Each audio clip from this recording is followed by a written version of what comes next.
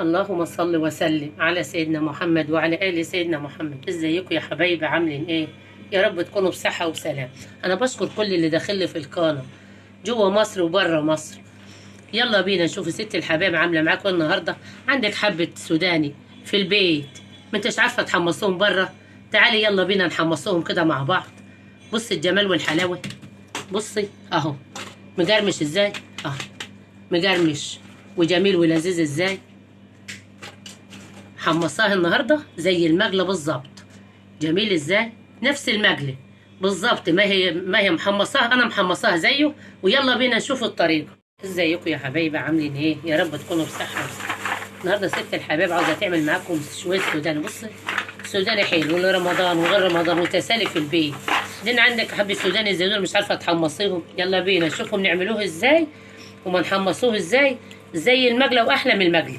يلا شوفوا هو اهو جميل اهو، معايا نص كيلو. بصي اهو نية اهو، انا معايا ايه، حبة مية اهو، ومعايا حبة لون، دي لون دي.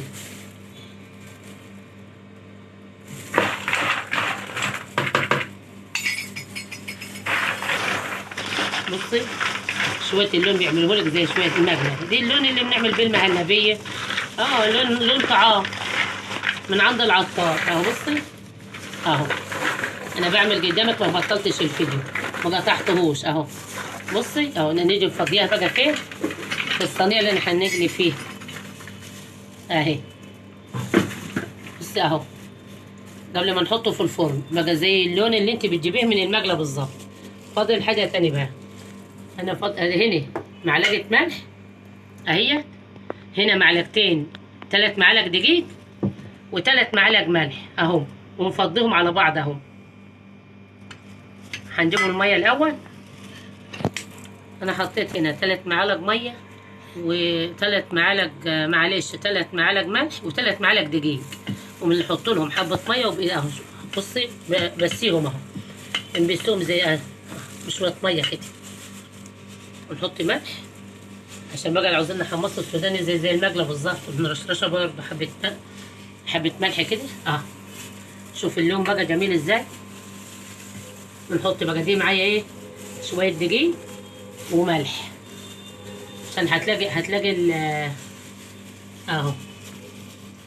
هنحطه بقى في الفرن، مولعه الفرن هنحطه في الفرن. ودي اللون ده لون المهلبيه اللي انا بنحطه اهو. بصي كده زي ما بتعملي، شوفي في المقلي شوفيه اهو. وهنحطه في الفرن زي ما هو كده وارجع لكم. ورجعت لكم بعد ما حمصت السوداني، بس الصينيه سخنه مش عارفه. بصي السوداني جميل ازاي، بصي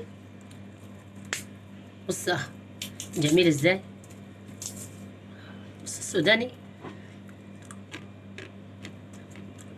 جميل زي المقلة بالظبط. بتعدي على المقلة بتقول ايه دي، ايه الحلاوة دي، ومعمول ازاي دي. اديني وريتك بمعلقتين دقيق ومعلقتين ملح.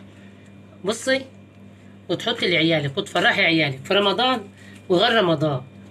وخلي بالك من مطبخ ست الحباب يا حبايب،